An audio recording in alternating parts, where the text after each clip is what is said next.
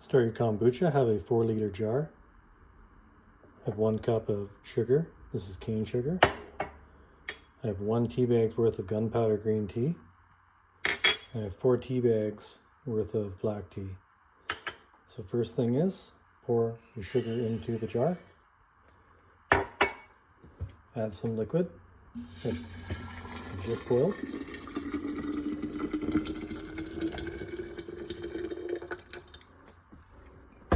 Okay, we're going to give that a stir. Just make sure all the sugar granules are dissolved.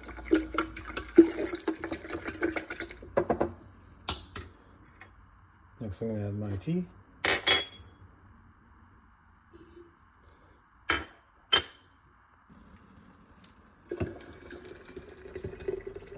So I filled up to about 3.7 liter mark.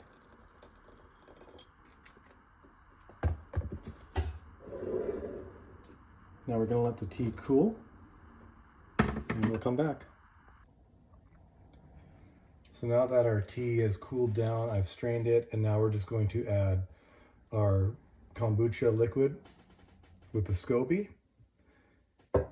And if you don't have a scoby and this is your first time making it, we're going to make a scoby with 500 mils of kombucha that I made from the last batch.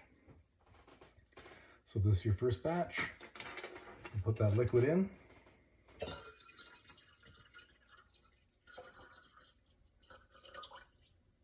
you could add more than that if you want for your first batch. You could bring it up to about here if you wanted to, the water level.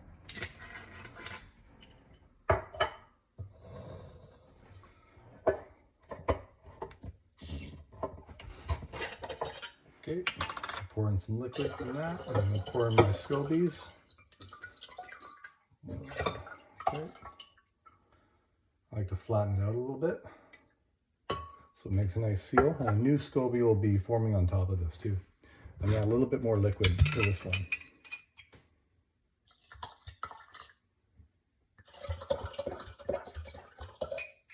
Perfect. So now you've got your scoby in there, and you've got your kombucha liquid in this one. So now we're simply going to put, I just cut a piece of paper towel in half. I've got the date, May 19th. And it's as simple as making a seal like this. So you're going to keep out any fruit flies or any bugs getting in. And I've never had any issues with this method. And I've been doing it for well over 12 years like this. A little bit tricky getting on the elastic band sometimes.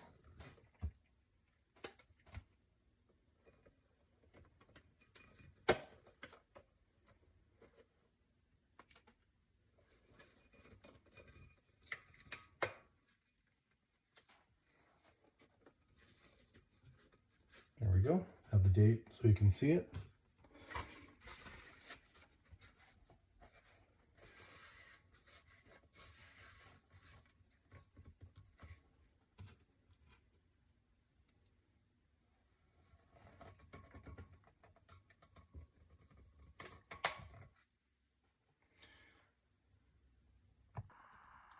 So I put the jars above my oven here.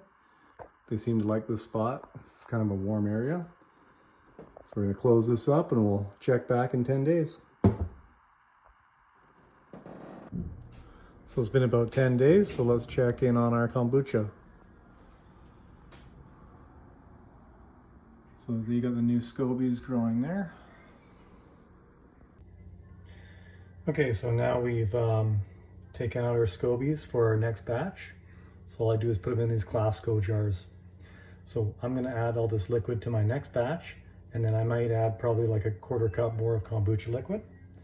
So I'll set these over to the side. So now we're going to be bottling. So another thing that was kind of interesting was this is the one that we didn't use the scoby with. We just poured the kombucha liquid in. This is actually more fizzy than the one that already had to put the scoby in. So that was an interesting observation that I didn't really notice before. Okay, so let's bottle.